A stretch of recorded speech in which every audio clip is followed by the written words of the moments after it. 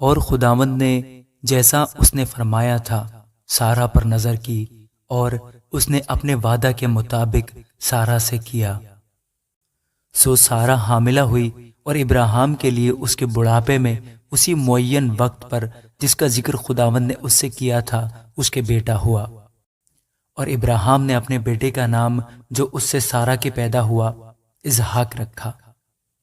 اور ابراہیم نے خدا کے حکم کے مطابق اپنے بیٹے اسحاق کا ختنہ اس وقت کیا جب وہ 8 دن کا ہوا۔ اور جب اس کا بیٹا اسحاق اس سے پیدا ہوا تو ابراہیم 100 برس کا تھا۔ اور سارا نے کہا کہ خدا نے مجھے ہنسایا اور سب سننے والے میرے ساتھ ہنسیں گے۔ اور یہ بھی کہا کہ بھلا کوئی ابراہیم سے کہہ سکتا ہے کہ سارا لڑکوں کو دودھ پلائے گی، کیونکہ اس سے اس کے بڑھاپے میں میرے ایک بیٹا ہوا۔ اور وہ لڑکا بڑھا اور اس کا دودھ چھڑایا گیا۔ اور اسحاق کے دودھ چھڑانے کے دن ابراہیم نے بڑی ضیافت کی۔ اور سارا نے دیکھا کہ ہاجرہ مصری کا بیٹا جو اس کے ابراہیم سے ہوا تھا ٹھٹھے مارتا ہے۔ تب اس نے ابراہیم سے کہا کہ اس لونڈی کو اور اس کے بیٹے کو نکال دے، کیونکہ اس لونڈی کا بیٹا میرے بیٹے اسحاق کے ساتھ وارث نہ ہوگا۔ پر ابراہیم کو اس کے بیٹے کے باعث یہ بات نہایت بری معلوم ہوئی۔ اور خدا نے ابراہیم سے کہا کہ تجھے اس لڑکے اور اپنی لونڈی کے باعث برا نہ لگے، جو کچھ سارا تجھ سے کہتی ہے تو اس کی بات مان، کیونکہ اسحاق سے تیری نسل کا نام چلے گا، اور اس لونڈی کے بیٹے سے بھی میں ایک قوم پیدا کروں گا، اس لیے کہ وہ تیری نسل ہے۔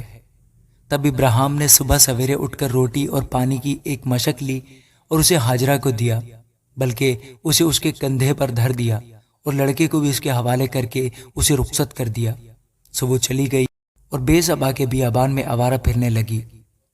اور جب مشک کا پانی ختم ہو گیا تو اس نے لڑکے کو ایک جھاڑی کے نیچے ڈال دیا، اور آپ اس کے مقابل میں ایک تیر کے ٹپے پر دور جا بیٹھی اور کہنے لگی میں اس لڑکے کا مرنا تو نہ دیکھوں۔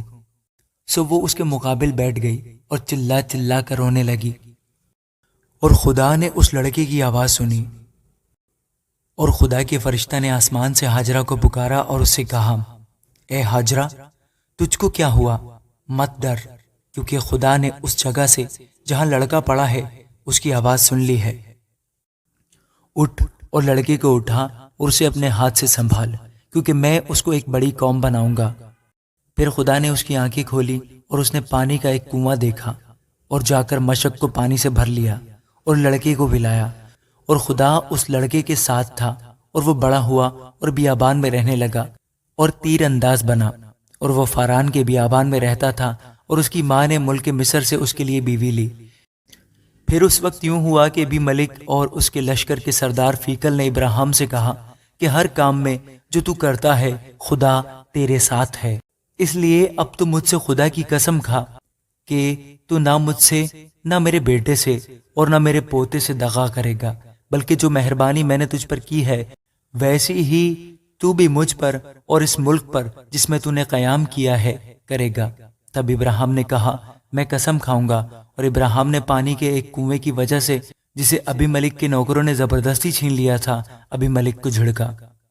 ابی ملک نے کہا مجھے خبر نہیں کہ کس نے یہ کام کیا، اور تو نے بھی مجھے نہیں بتایا، اور نہ میں نے آج سے پہلے اس کی بابت کچھ سنا۔ پھر ابراہیم نے بھیڑ بکریاں اور گائے بیل لے کر ابی ملک کو دیے، اور دونوں نے آپس میں عہد کیا۔ اور ابراہیم نے بھیڑ کے ساتھ مادہ بچوں کو لے کر الگ رکھا، اور ابی ملک نے ابراہیم سے کہا کہ بھیڑ کے ان 7 مادہ بچوں کو الگ رکھنے سے تیرا کیا مطلب ہے؟ اس نے کہا کہ بھیڑ کے ان 7 مادہ بچوں کو تو میرے ہاتھ سے لے، تاکہ وہ میرے گواہ ہوں کہ میں نے یہ کنواں کھودا۔